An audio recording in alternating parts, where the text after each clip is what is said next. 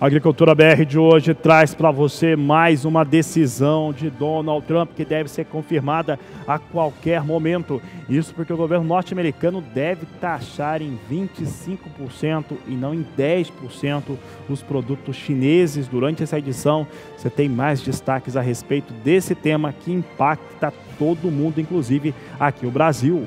Você vai saber um pouco também a respeito de tabelamento de frete, posicionamento também da ABAG, Associação Brasileira de Agribusiness. Vai saber também o que vem acontecendo no mercado do milho e por que o preço do milho do Brasil exportado é mais caro do que os demais concorrentes exportadores. Nessa edição da Agricultura BR tem também informações a respeito de consórcio entre macadâmia e café. Tem mercado físico, mercado futuro e previsão do tempo. Começa agora o Agricultura BR.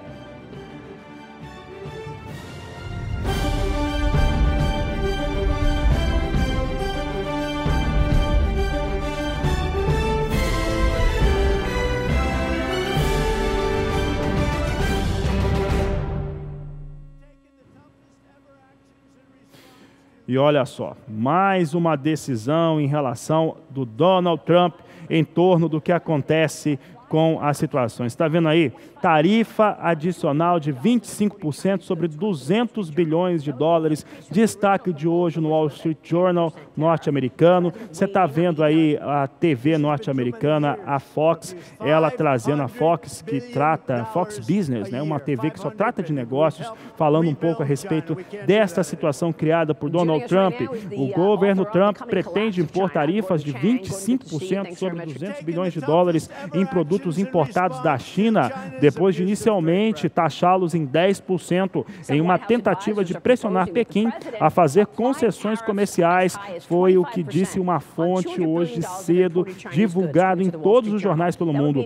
O governo de Trump disse em 10 de julho que impõe tarifas de 10% sobre milhares de produtos da China. Eles incluem produtos alimentícios, químicos, aço, alumínio, bens de consumo, que vão desde alimento para cães, móveis, tapetes, pneus de carro, bicicletas, luvas e produtos de beleza. Enquanto as tarifas não são impostas até um período de comentários públicos, aumentar o nível proposto para 25% pode agravar a disputa comercial entre as duas maiores economias do mundo. Os investidores temem que uma escalada de guerra comercial entre Washington e Pequim possam atingir o crescimento global em torno dos PIBs pelo mundo e principalmente do comércio internacional. O fato é que Donald Trump mudou drasticamente a maneira como se negocia no mundo. Isso impacta os principais exportadores. É importante lembrar que há países que são extremamente exportadores, é o caso do Brasil, vem sendo afetado por conta do mercado agrícola, hoje pelas decisões norte-americanas, e afetado também por conta da escalada de dólar, essa escalada forte do dólar no ano de 2018 e uma possível cessão de viés de queda para o próximo ano, bem provável, faz com que se coloque em risco boa parte de pessoas que precisam do dólar, estou falando de empresas, até de produtores rurais que trabalham com produtos que são exportados. Quem precisa importar subsídios, precisa importar os fatores de aplicação no campo e depois acabam exportando esse produto, pode comprar com dólar alto, vender com dólar baixo, isso seria uma tragédia. É por isso que o mundo todo está com risco de um crescimento global menor por conta dessas decisões. Essa confirmação ali que você viu, está sendo comentada aqui no canal do Boi, foi comentada no jornal norte-americano, também na TV Fox Business, que é da Fox News também. Isso pode ser confirmado a qualquer momento e a China já informou que vai ter retaliação em torno das decisões norte-americanas. Mais uma vez, por lá tem um passo em direção a conflito comercial, o que acaba refletindo em todo o mundo e agora o mundo espera as decisões do que pode acontecer.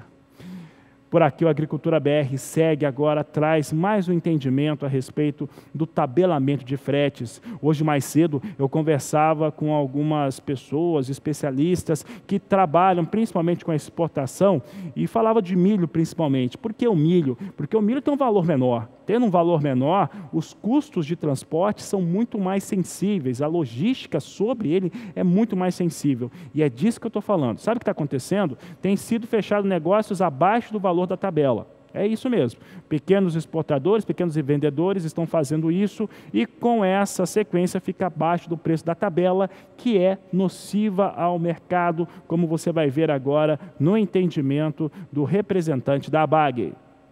Nós somos absolutamente contra, quer dizer, sempre nos posicionamos desse jeito e vamos continuar nos posicionando sempre, absolutamente contra o tabelamento de frete. Quando essa conversa voltou no bojo da greve dos caminhoneiros, que já vem fazendo aí quase alguns meses, a gente se posicionou assim, continuamos nos posicionando do mesmo jeito. Tabela de frete fere o princípio da livre iniciativa, quer dizer, numa economia de mercado como a nossa, você começar a fazer tabelamento é absolutamente insensato, tá certo? Porque fere um princípio importante da livre iniciativa. A gente vem repetindo isso sempre que possível. E a gente tem visto as consequências aí. Você tem visto consequências de movimentação de insumos, por exemplo, fertilizantes é um deles, que está passando aí um problema danado de fazer os fertilizantes chegar onde deveria chegar, e já estava para chegar, porque nós vamos começar a safra daqui a algumas semanas. Tem um problema de movimentação de produto acabado, quer dizer, tem uma coisa em estoque que já era para ter saído, coisa que precisa entrar em estoque não entra porque não tem de pôr. Quer dizer, a gente está vivendo, eu diria para você, um momento extremamente difícil por causa dessa insensatez de fazer um tabelamento de frete numa economia de mercado.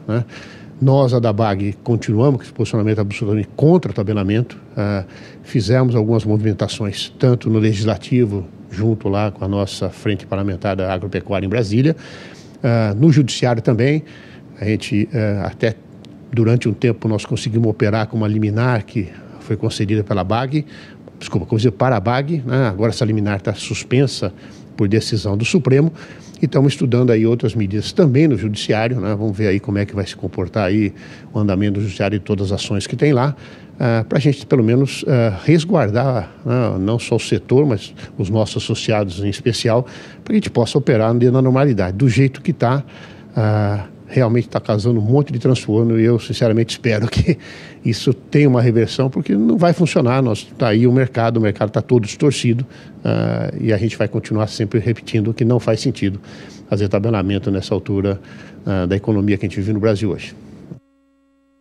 Você viu o Luiz Cornacchione, diretor executivo da ABAG, ele falando um pouco a respeito desse tabelamento de fretes. A ABAG tem um posicionamento muito claro de ser contrário, e essa definição do mercado está distorcido talvez seja aquilo que melhor reflita o que vem acontecendo hoje no Brasil. Como eu disse, há fechamentos de frete com valores abaixo do mercado. Por que que isso acontece? Porque os grandes vendedores, aqueles que contêm uma quantidade maior de grãos, não têm feito negócios porque o valor está muito alto, e outros menores têm feito porque precisam. Assim como os transportadores, eles têm feito abaixo do preço de tabela, principalmente naquela questão do retorno, por conta de não estar trabalhando. Se ninguém estiver trabalhando, principalmente nas rodovias, obviamente que a situação ficou pior para os caminhoneiros com o tabelamento de frete.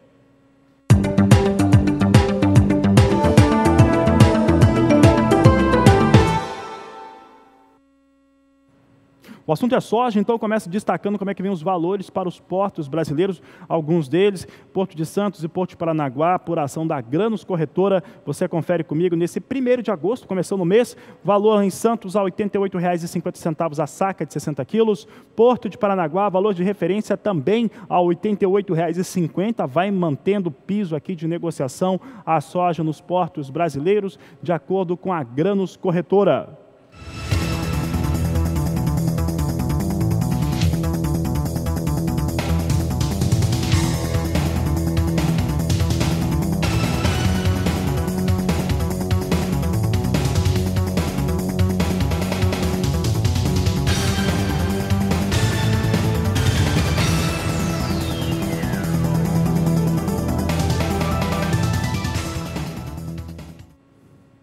E olha, a ProSoja, Associação dos Produtores de Soja e Milho do Estado de Goiás, vai ingressar também com uma liminar, como foi aberta pela ProSoja de Mato Grosso, contra a validade da patente da RR2 Pro, uma tecnologia desenvolvida pela Monsanto. A grande questão é como que tem ficado os royalties, né? A aquisição e também a contenção desses royalties por parte dos produtores rurais. Isso tem sido reclamado no Mato Grosso, no Goiás, no Mato Grosso do Sul também, e com isso as associações têm entrado com essas liminares. Sobre este assunto, eu converso agora com o Cristiano Palavro, ele que é diretor técnico da ProSoja de Goiás, e explica um pouco como que entrou também com essa ação. Cristiano, boa tarde, seja bem-vindo.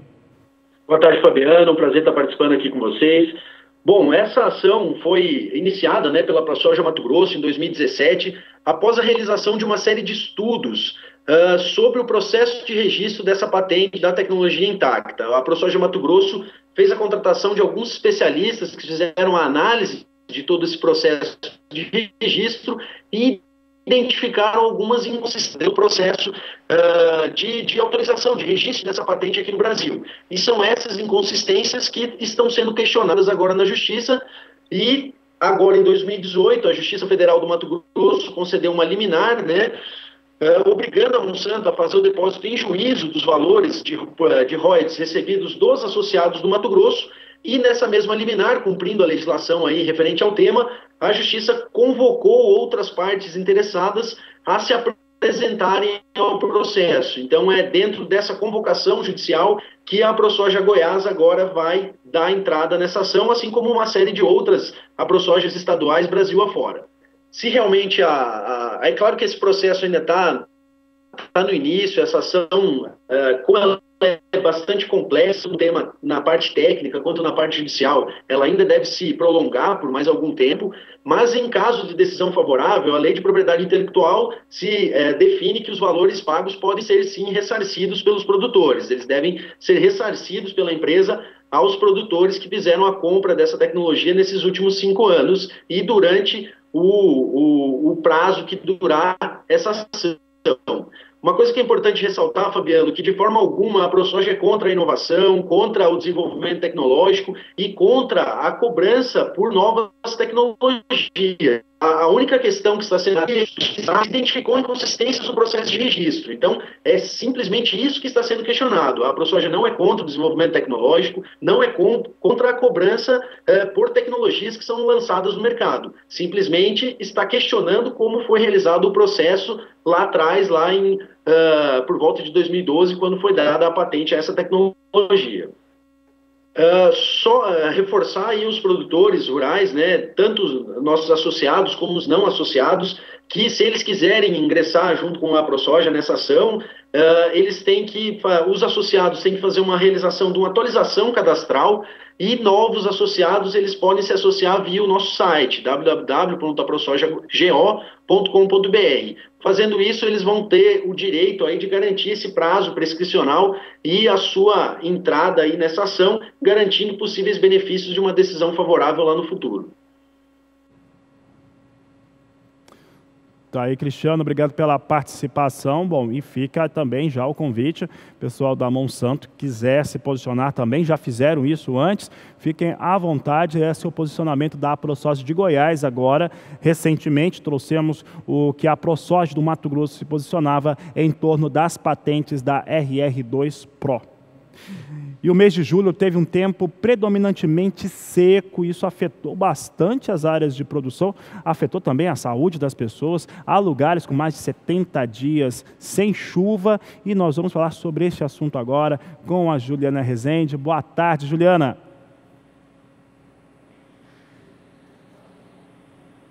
Olá, boa tarde, Fabiano. A tendência, então, foi de um mês de julho mais seco, principalmente na parte central do Brasil. Tivemos, então, anomalia de chuva negativa em áreas do Sudeste, Centro-Oeste, Paraná, Santa Catarina, até o norte do Rio Grande do Sul, justamente nessas áreas em laranja do mapa. Então, grande parte da região central brasileira acabou recebendo menos chuva do que era esperado para todo o mês de julho. Em áreas do sul e leste do Rio Grande do Sul, os episódios de chuva foram frequentes e volumosos. Por isso, o acumulado de chuva ao longo de todo o mês de julho superou ao que era esperado para todo o mês. No extremo norte do país, também bons episódios de chuva conseguiram aí superar o que era esperado em relação à média climatológica para todo o mês de julho.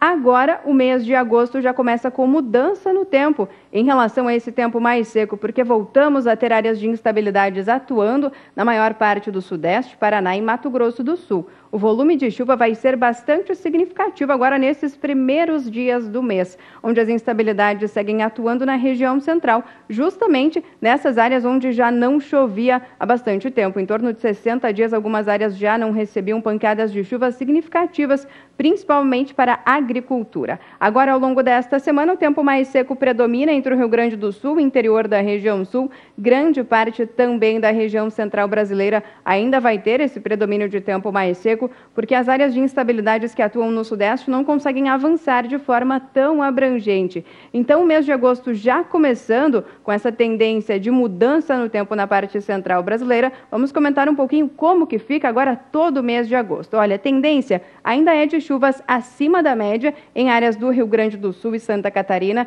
onde o volume de água pode ainda superar em torno de 100 milímetros, o que é esperado para todo o mês de agosto. Na parte central brasileira, conforme a gente tem um avanço de frentes frias ao longo do mês de agosto, a tendência é que voltamos a ter alguns episódios de chuva, mas ainda podemos ter dias consecutivos de tempo mais seco, ou seja, a estiagem não tende a ser tão significativa e expressiva como aconteceu no mês de julho. Voltamos a ter alguns episódios, mas essa chuva já não deve ser regular, ou seja, vamos ter alguns episódios de chuva, mas de forma muito irregular na parte central brasileira. E em áreas do Sudeste, Paraná e também Centro-Oeste, o desvio de chuva ainda pode seguir abaixo do que é normal para todo o mês de agosto. Então, ainda com chuva retornando para a parte central brasileira, retorna de uma forma bastante irregular e ainda deve ficar inferior ao que é esperado para todo o mês de agosto. Voltamos aos estúdios.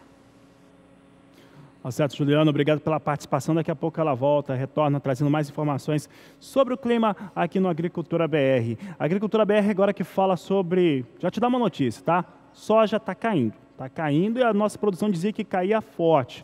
Será que isso é novidade? Não. A soja está caindo por causa disso que você está vendo aí na tela. Olha lá.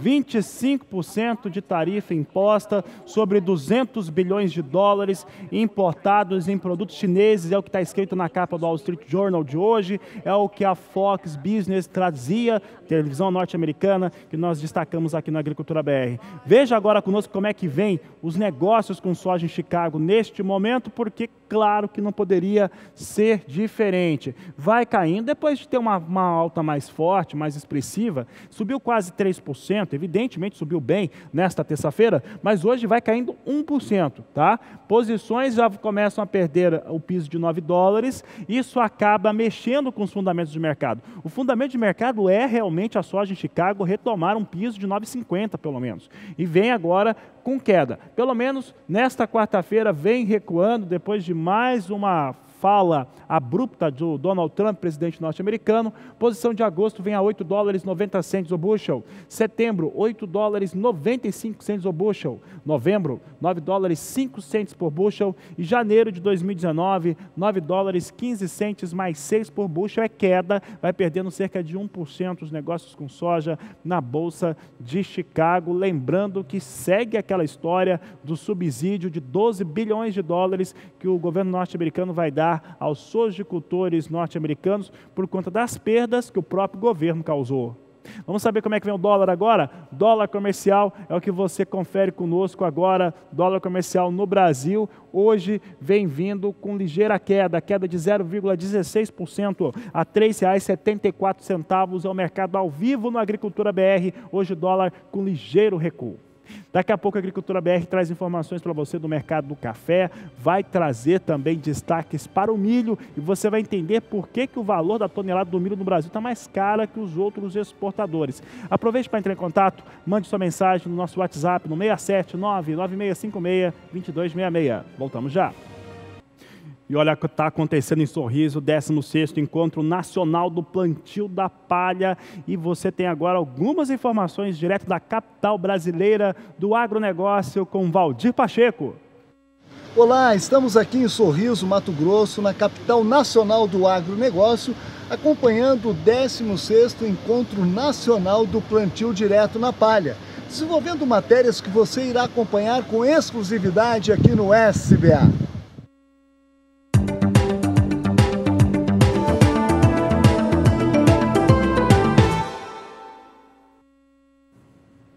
Falamos agora sobre milho e com os dados elaborados pela FC Stone, empresa de consultoria, que traz aquela situação que todo mundo sabe. Há uma quebra, uma forte redução na produção de milho no Brasil. Essa redução já acontece pelo próprio planejamento do agricultor, que viu preços mais baixos na safra passada, reduziu a sua área de cultivo, reduziu também tecnologia empregada e ainda teve seca sobre diversos estados importantes na produção nacional. Com isso, o recuo foi de 17,4% na segunda safra de milho no Brasil, pelo menos são os dados preliminares da FC Stone em torno do que se traz essa safra brasileira, que pode ainda ter outras alterações. Por que a gente sempre se concentra em segunda safra? O produtor rural está cansado de saber, é porque é onde o Brasil produz milho de fato. A chamada safrinha é a safra de milho. Vamos ver os números da FC Stone então para a produção de segunda safra e também para a produção total de milho.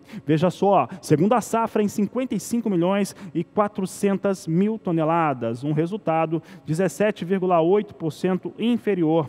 Produção total estimada em 79 milhões e 200 mil toneladas, queda de 19,1% de acordo com a FC Stone, que traz comentários muito interessantes no seu relatório que foi colocado a público.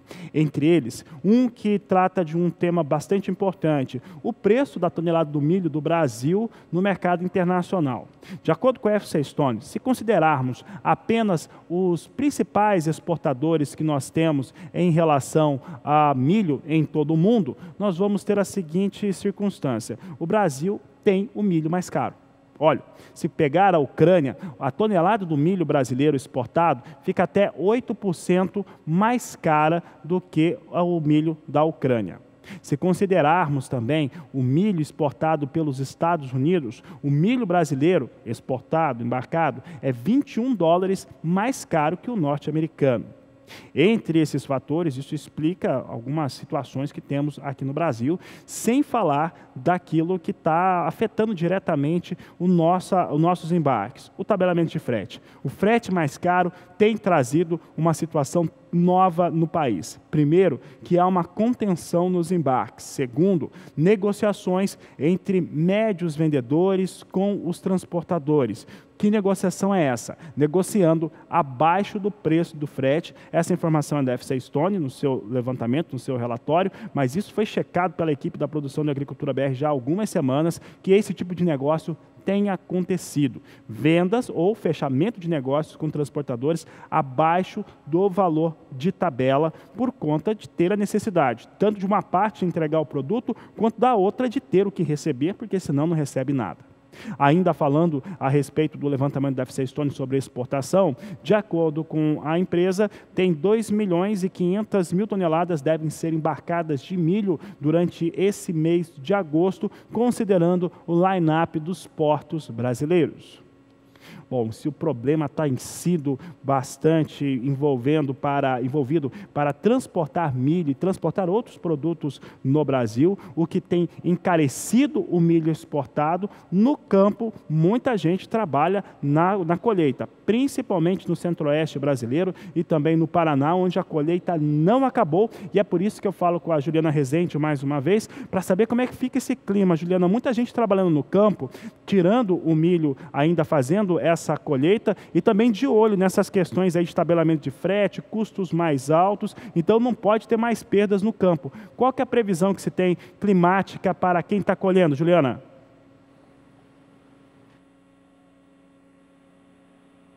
Olha, Fabiano, para quem está colhendo, o cenário vai seguir mais otimista, principalmente pensando na região centro-oeste. Isso porque até tem previsão de alguma chuva ao longo dos próximos dias no estado do Mato Grosso do Sul, mas é uma chuva mais fraca que não deve atrapalhar o andamento das atividades no campo. Agora falando do Mato Grosso, que é justamente o estado mais adiantado em relação ao andamento da colheita do milho segunda safra, há pelo menos 60 dias já não chove de forma significativa na maior parte do estado. É por isso que as condições de umidade do solo seguem baixas. No decorrer dos próximos 5 dias, não tem previsão de chuva ainda. Essa chuva vai ficar restrita ao Mato Grosso do Sul até o dia 6 de agosto. Nada de chuva, é o tempo seco que vai seguir predominando em grande parte do estado do Mato Grosso. E com esse tempo mais seco, a temperatura vai subir bastante. A sensação de calor vai ser intensa, com máximas em torno de 38, alcançando até 39 graus por alguns momentos. Esse tempo mais seco também vai seguir persistindo. No decorrer do próximo período,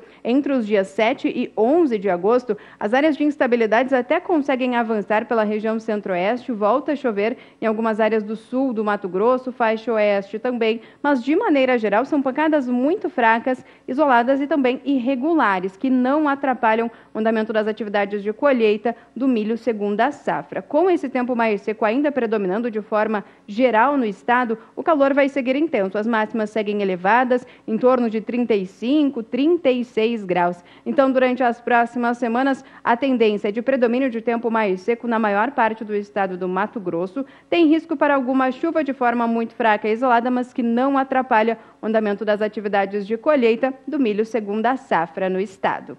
Volto com você. Obrigado, Juliana. Daqui a pouco falamos mais um pouco a respeito de clima, previsão do tempo.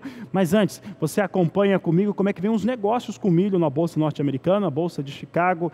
Temos na tela agora esse acompanhamento. Acaba também afetado pelas decisões do Donald Trump. Recua, mas recua de leve. Posição de setembro vem a $3,69 o bushel. Dezembro, 3,83. Março, $3,94 o bushel. E maio, volta a operar abaixo dos $4, vem a $3,99 por bushel. Assim vêm os negócios com o milho na Bolsa de Chicago.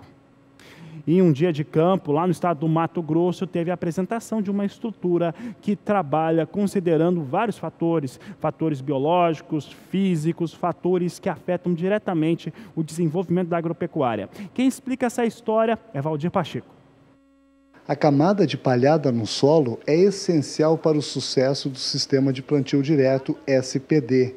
Cria um ambiente extremamente favorável para a maior produtividade, o que vem contribuindo para o controle de plantas daninhas, estabilização da produção e recuperação ou manutenção da qualidade do solo.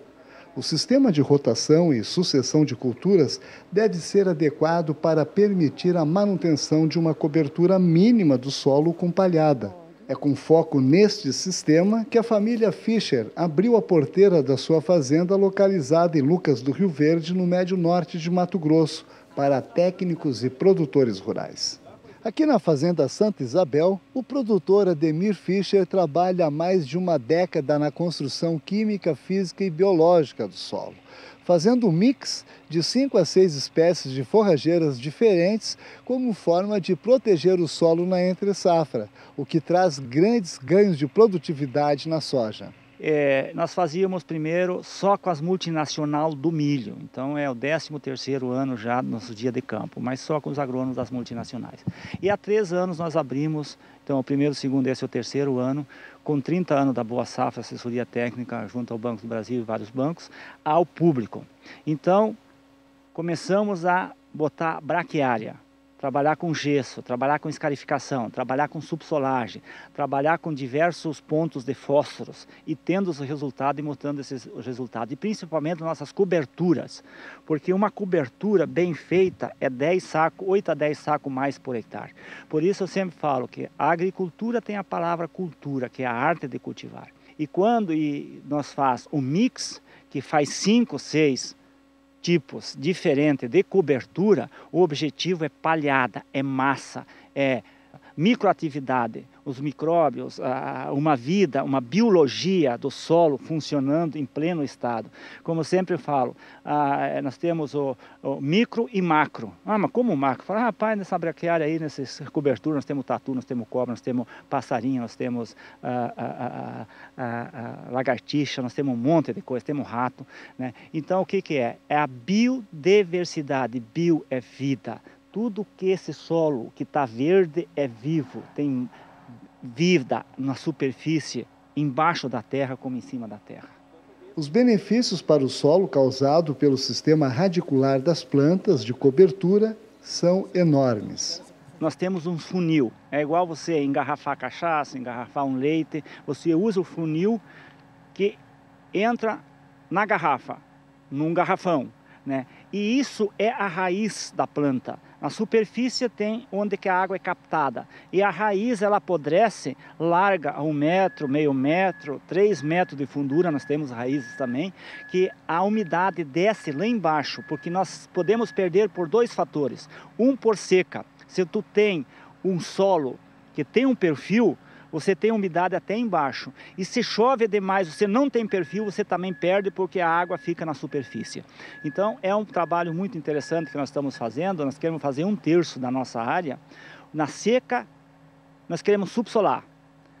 E na umidade, já plantando essas restevas todas, essas forrageiras, nós vamos escarificar. Tudo como nós plantamos só soja, nós trabalhamos na média de 30 a 35 centímetros de fundura, tanto na subsolagem, na seca, como na escarificação. Por isso nós temos um subsolador que pode trabalhar até 1 metro de fundura, né, nessa época da seca. Você vai ter escarificar, que você vai ter o perfil e as suas raízes vão descer, vão apodrecer e vão levar água e nutriente para o subsolo, ou para a camada fértil.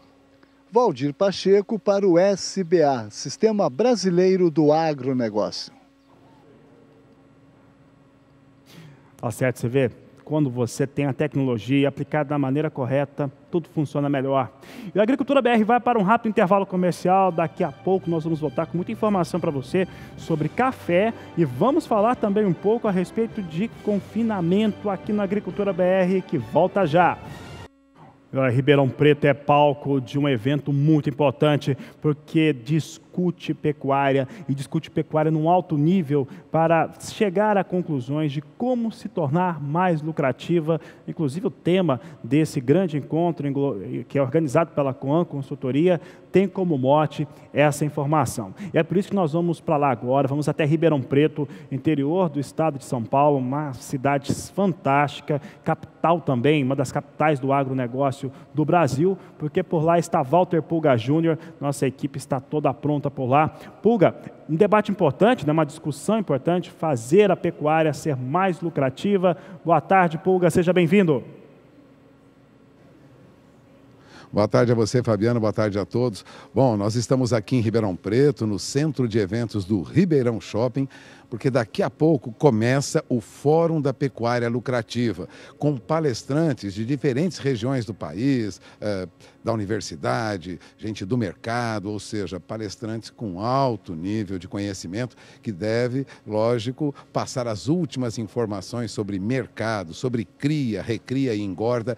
É um seminário que termina só na próxima sexta-feira, ou seja, é um fórum com muitos debates. Daqui a pouquinho, o fórum será aberto por Lígia Pimentel, conhecida de quem acompanha a programação do Canal do Boi. Ela vai fazer uma palestra aqui sobre oportunidades para o mercado de commodities em 2018 e 2019. Ela vai falar também sobre tendências, mas nós teremos ainda hoje a palestra de um ex-presidente da Ford, que é o senhor Antônio Maciel Neto, diretor do Instituto Quero Ser CEO. Bom, você acompanha conosco nos próximos dias todos os debates que ocorrerão aqui no Fórum da Pecuária Lucrativa. Agora, quem coordena esse debate e organizou todo esse fórum é o Rogério Coan, da Coan Consultoria, que está aqui ao meu lado e vai comentar sobre o que nós temos para os próximos dias. Rogério, começa hoje e termina na sexta-feira. Até lá temos bons debates. Boa tarde, primeiramente. Primeiramente é uma honra tê-los aqui conosco, né? Parceiro de longa data, né? Junto aos eventos da Coan Consultoria, do Reagro. Eu diria que nós temos aqui um painel de discussões de grande relevância, seja para o pecuarista, seja para o técnico, extensionista, para aqueles que são brokers de mercado, né, que trabalham informações de mercado. E nós preparamos realmente um evento muito completo, alicerçado em 4 pilares básicos, onde serão discutidos no primeiro painel gestão e mercado, posteriormente um painel com foco em cria, depois recria e engorda. Então nós temos aqui uma gama de assuntos com grandes especialistas de mercado, como você bem ponderou, no sentido de trazer as últimas tecnologias vinculadas não só a informações de mercado, a informações de BMF, como utilizar essas ferramentas, mas também as principais tecnologias com foco em produção. Nós sabemos já que é uma tônica e uma necessidade para o pecuarista que ele deve aumentar a produtividade, no sentido dele que ele possa ter maior competitividade no segmento que ele desenvolve, né? É assim que a gente vai alicerçar ainda mais a sustentabilidade econômica. Então, nós temos muita novidade, viu, Pulga, no sentido de trazer realmente informações e propiciar aos participantes que a caixinha de ferramentas seja mais completa nessa sexta-feira para enfrentar os desafios desse segundo semestre da nossa pecuária brasileira.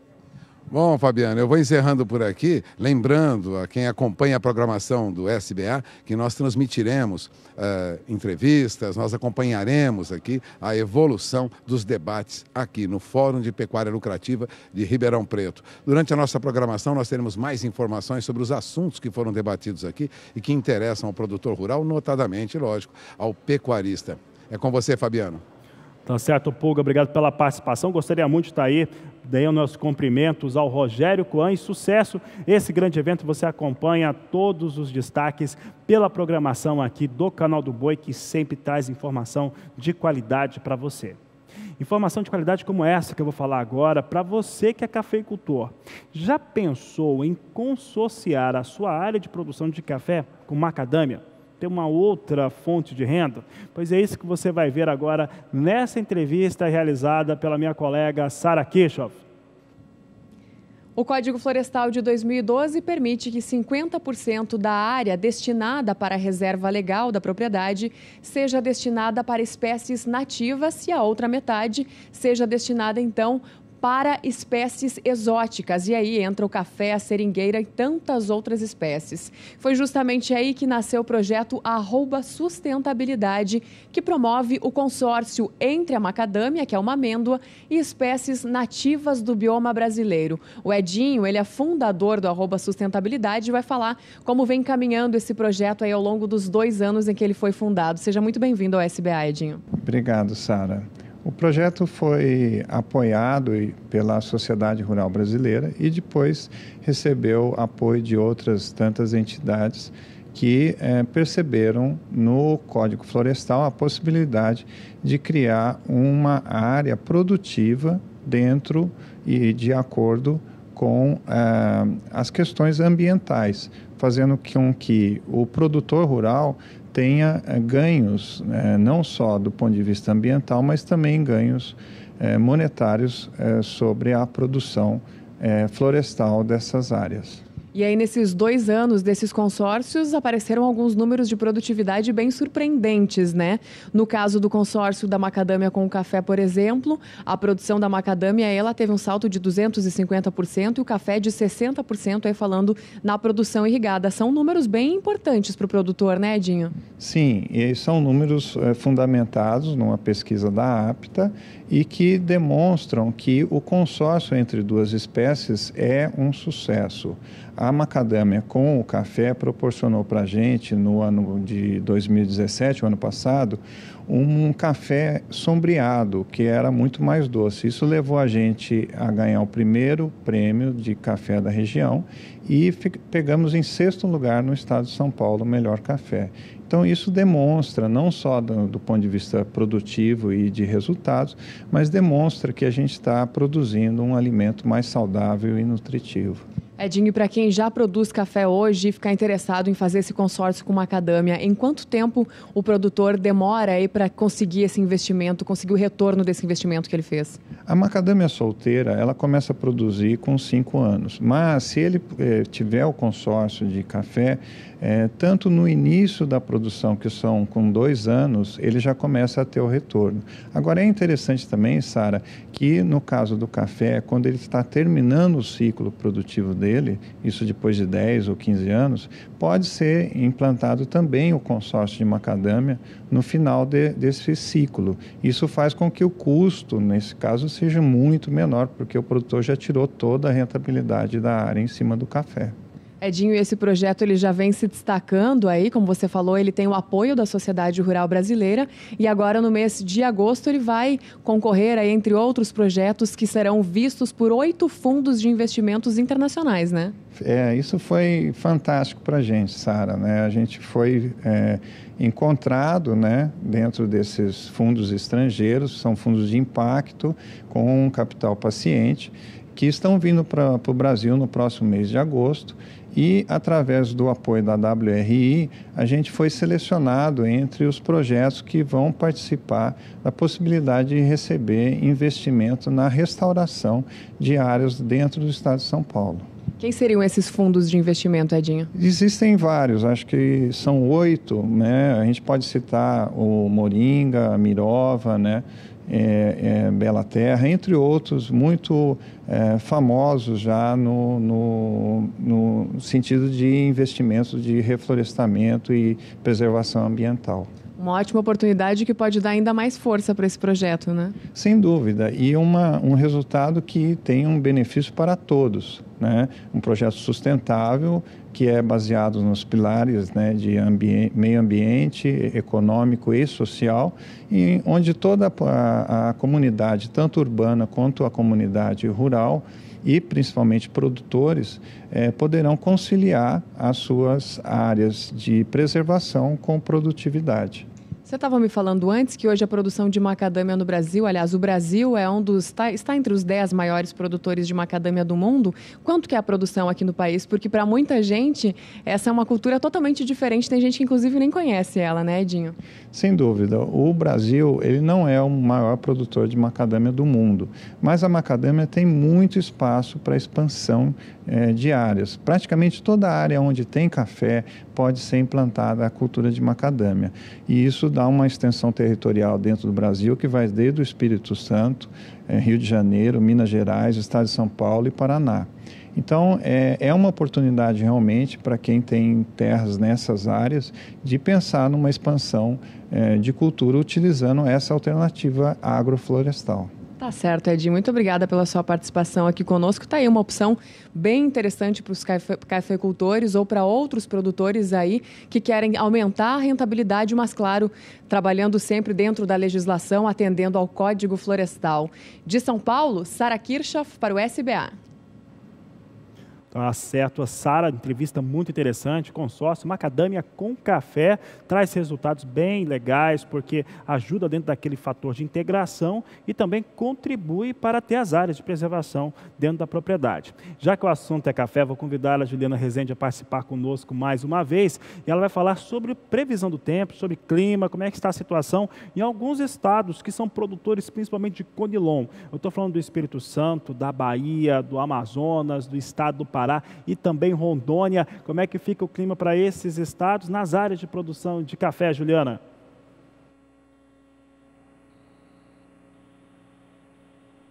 Olha, Fabiano, os produtores de café conilon estão bastante adiantados em relação ao andamento das atividades de colheita no campo. Principalmente os produtores de Rondônia já até finalizaram as atividades de colheita no campo. O Espírito Santo segue ainda também bastante adiantado. De maneira geral, os produtores seguem avançando com a colheita nas lavouras de café. E o tempo mais seco que veio predominando durante as últimas semanas é que favoreceu esse ganho de ritmo em relação ao andamento das atividades de colheita. Agora, as condições de umidade do solo seguem ainda um pouquinho mais baixas em grande parte do Brasil central e até do centro-norte, por conta desse predomínio de tempo mais seco. Para os próximos dias, o tempo seco também vai seguir predominando, principalmente em Rondônia, no estado, nas áreas mais ao sul do Pará, no grande parte do interior da Bahia. Só que tem previsão de chuva entre o sul da Bahia até o Espírito Santo, ainda por influência da frente fria que atua na costa do país. A partir da semana seguinte, a tendência de instabilidades conseguindo se espalhar um pouquinho mais. E aí vai alcançar áreas produtoras de café do estado do Amazonas. Rondônia também já volta a chover. Toda a faixa leste e sul da Bahia e o Espírito Santo também ainda vão ter áreas de instabilidades. segue chovendo nessas regiões. A chuva não vai ser muito forte e volumosa, mas pode atrapalhar por alguns momentos e acabar até paralisando o andamento das atividades de colheita dos cafezais dessas regiões. E até pelo menos o dia 16 de agosto, a tendência ainda é de algumas áreas de instabilidades no Amazonas, em Rondônia e também no estado do Espírito Santo, leste e sul da Bahia. Apenas no interior da Bahia é que ainda não tem previsão de chuva. Então, Fabiano, durante as próximas semanas, com áreas de instabilidades avançando um pouco mais pela região central brasileira, algumas áreas produtoras de café Conilon voltam a receber pancadas de chuva, mesmo que essa chuva seja de fraca intensidade e com baixos acumulados, pode ainda atrapalhar de forma muito momentânea o andamento das atividades de colheita das lavouras de café. Hoje eu encerro por aqui a minha participação. Até mais! Obrigado, Juliano. Uma boa tarde para você. Obrigado pela participação. Ela volta durante a programação aqui do Canal do Boi. E nós vamos voltar daqui a pouco, depois do intervalo, com uma grande atração. Você que é produtor rural, que é pecuarista principalmente, fica de olho que daqui a pouco a gente traz algumas atrações muito interessantes para você depois do intervalo comercial. E olha, nós vamos viajar agora até o interior do estado de Goiás, porque está lá Gustavo D'Angelo, que vai trazer algumas informações importantes a respeito da criação, da seleção e de um grande leilão que vai acontecer aqui pelo Canal do Boi, com oferta de reprodutores. Gustavo, boa tarde, seja bem-vindo. Boa tarde, Fabiano, para você e para todo mundo que está acompanhando a Agricultura BR desta quarta-feira. É isso mesmo, desde segunda a gente está aqui na Fazenda Tulipa, em Campo Norte, Goiás, trazendo muita informação para o amigo que acompanha a nossa programação, né? Em preparação para esse grande evento, como você disse, que acontece no sábado, é o leilão Top Tulipa edição 2018, com a oferta de 250 reprodutores Nelore Seipe, né? E PO também. Agora, eu estou recebendo um convidado especial nesse momento, que é o Rodrigo Dias, gerente técnico da Delta Gen. Rodrigo, seja bem-vindo aqui, boa tarde. Eu que agradeço, Gustavo, um abraço a todos os amigos que nos acompanham, boa tarde a todos. É isso aí. Bom, o assunto da nossa conversa vai ser melhoramento genético, Rodrigo. Queria que você me falasse o quanto o melhoramento genético ele contribui para a pecuária hoje e qual o impacto de trabalhos como o da Tulipa em todo esse processo. Estava importante a gente contextualizar, né, dizer que a nossa pecuária ainda está muito aquém do que ela pode ser e que os trabalhos de melhoramento genético, não só o da Delta Gen, mas todos os outros, eles buscam incrementar a produtividade em todos os rebanhos. Sempre pensando em melhorar as características de desempenho, mas também aumentar e elevar os níveis de precocidade sexual de fêmeas, que é um dos nortes da Delta Gen.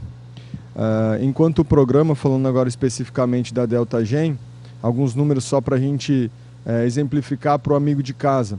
Segundo os nossos dados, né, para cada 10 pontos de índice de desmama que um reprodutor tem ou que uma fêmea tem, ele consegue entregar até 17 quilos a mais de peso para o nosso amigo a desmama já. E quando a gente fala de sobreano, esse número passa de uma arroba. Então, à medida que você tem a oportunidade de adquirir fêmeas e touros melhoradores com elevados índices genéticos, é possível a gente incrementar a produtividade em todo e qualquer sistema de produção do Brasil. Obviamente, os índices de seleção, eles são compostos por algumas características, no nosso caso, desempenho, características de avaliação visual, como conformação, precocidade e musculatura, e também uma característica que é, para nós, sinônimo de precocidade sexual, cujo ponderação no índice a gente ainda vem estudando e está relacionada também com essas características de CPM, de avaliação visual, como eu comentei antes. Então, você ajustando o índice genético final, a desmama, com a ponderação dessas características, isso é, em sistemas mais extensivos, você reduz um pouco a expectativa de ganho, reduz um pouco a DEP para a conformação do animal que você vai escolher e potencializa, por exemplo, precocidade, musculosidade e também precocidade sexual para você potencializar, conseguir trazer uma maior fertilidade e redução de idade ao primeiro parto nos animais e também melhorar a composição de carcaça, que consequentemente vai te ajudar também em outros aspectos. Então, os programas de melhoramento genético e o material genético que a gente oferta, eles têm muito ainda para contribuir para o mercado. Novas fazendas são bem-vindas, porque à medida que a gente vai evoluindo, nós vamos necessitar de mais touros e fêmeas melhoradas. Tá aí, enquanto a gente conversa aqui, você acompanha algumas imagens, belíssimas imagens dos animais aqui da Tulipa. Rodrigo, podemos dizer que a Tulipa Agropecuária é uma dos criatórios referência aí no programa da DeltaGen. Faz um breve histórico aí de toda a participação da Tulipa dentro do programa. Com certeza, Gustavo. Eu fico até lisonjeado pelo convite de estar aqui representando não só a DeltaGen, mas esse importantíssimo criador, que é o Rodrigo Briner, titular aqui da Tulipa. Há alguns anos a Tulipa investiu maciçamente em genética, comprando de criadores já conceituados no mercado fêmeas para incorporar a sua base genética, e a partir daí iniciou de forma bastante criteriosa, seguindo e utilizando todo o know-how que a associação tem, para chegar hoje onde está. Para exemplificar mais uma vez, para a gente não ficar aqui só na enrolação, no lereado, a Tulipa hoje tem o segundo maior índice genético de vaca dentro do programa DeltaGen. Tudo isso fruto desse trabalho bastante criterioso, pautado nessas características de desempenho e também redução do intervalo entre gerações. Aqui na Tulipa a gente tem algumas fêmeas emprenhando até de 11 a 13 meses, já é comum ver, já foram ofertadas fêmeas com um diamante marcado no cupim, outras tantas que são super precoce ou precoce, isso é, que tiveram seu parto antes dos 26 e 30 meses, respectivamente. É possível perceber também nos touros que são ofertados essa genética, essa qualidade, essa característica. Quando a gente olha num touro que tem um P marcado na perna, por exemplo, ou no cupim, ele é filho ou neto de uma fêmea precoce ou super precoce. Então a Tulipa, de forma bastante precisa, utilizando os melhores touros, o acasalamento dirigido, tirando do rebanho fêmeas que não estão emprenhando. Isso é seleção, né, Gustavo? Quando a fêmea não emprenha, não faz o serviço dela, ela é simplesmente retirada. Mas quando a gente passa a trabalhar com melhoramento genético, a gente tira do rebanho também fêmeas que estão produzindo, mas que não têm uma avaliação genética que nos interessa. Então aquelas que são as piores, DECA 10, como a gente chama, estão entre as 10% piores, 9, 8, 7. Alguns rebanhos até tiram todas as negativas e ficam só com as positivas. A Tulipa, então, já vem fazendo isso há mais de 15 anos. Vocês, amigos de casa, têm a oportunidade de acompanhar o desenvolvimento desse trabalho, seja uma vez por ano via as lentes do Canal do Boi, ou quem quiser conhecer, visitar aqui a fazenda, as porteiras estão abertas para você. O Rodrigo recebe todo mundo muito bem aqui e sem segredo nenhum apresenta o gado, apresenta o que tem de melhor aqui. Mais uma vez, você que busca genética, a sua oportunidade está chegando no dia 4. É verdade, né? Sábado agora, então, a partir do 12h30, com transmissão pelo Canal do Boi. E esses touros que a Tulipa vai disponibilizar, o Rodrigo, são 250 reprodutores. Explica pra gente o que caracteriza um touro melhorador. Primeiro, Gustavo, não é todo macho que nasce uma fazenda que de fato é um touro melhorador. Então, como eu expliquei, todos os animais nascidos dentro do programa, eles são fracionados em decas, que vai de deca 1, onde são os 10% melhores, até deca 10, os 10% piores. Sendo que hoje a DeltaGen tem condição de indicar para receberem o SEIP até 28,4% dos animais da safra. Então, isso é, os animais aqui da Tulipa, eles estão inseridos num contexto maior, num grupo muito maior de animais que são avaliados. Hoje nós temos 74 mil fêmeas em avaliação. Na última safra foram mais de 30 mil machos avaliados. Então, a Tulipa está dentro desses 28,4%, que são os indicados, mas que de fato a gente só SEIP em torno de 20 a 22. Então, o primeiro passo é a gente identificar, mensurar, medir dentro dos grupos de manejo, com bastante critério, sempre observando as características de forma bastante produtiva e simples, para que a gente chegue nos indicados. Depois disso, o que nós vamos ter é de fato a revisão dos animais que foram indicados para o SEIP, que são aqueles que têm o melhor fenótipo, características de funcionalidade bastante evidenciadas, como bons aprumos, uma boa pigmentação. São animais que têm capacidade de trabalhar a campo, como a gente chama. Então o que o amigo vai encontrar aqui no sábado são animais que passaram por um rigoroso processo de avaliação até serem indicados ao CEIP e depois serem revisados ao CEIP.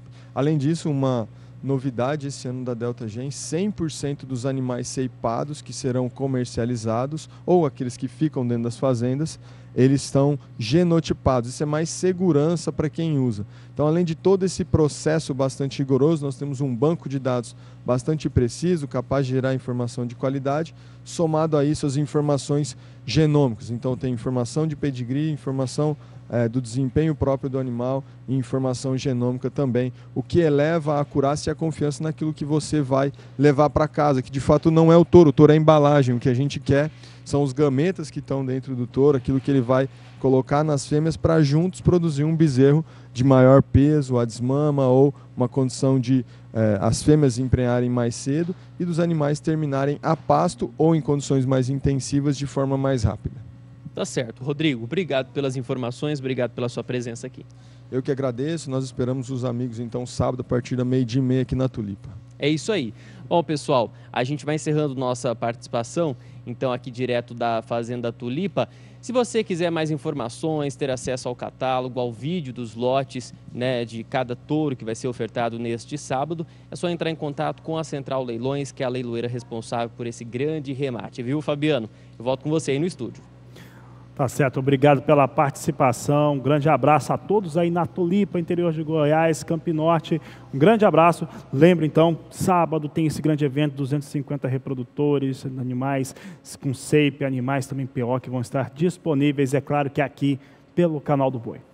E com essas informações, essa edição da Agricultura BR fica por aqui. Nós voltamos amanhã na primeira edição. Hoje não tem terceira edição aqui do Agricultura BR, mas amanhã cedinho estamos com você com muito mais informação, análise de mercado e aquilo que você precisa saber para ter resultados. Porque este é o Agricultura BR, a inteligência e a transparência do agronegócio sempre com você. A todos uma ótima tarde e até amanhã.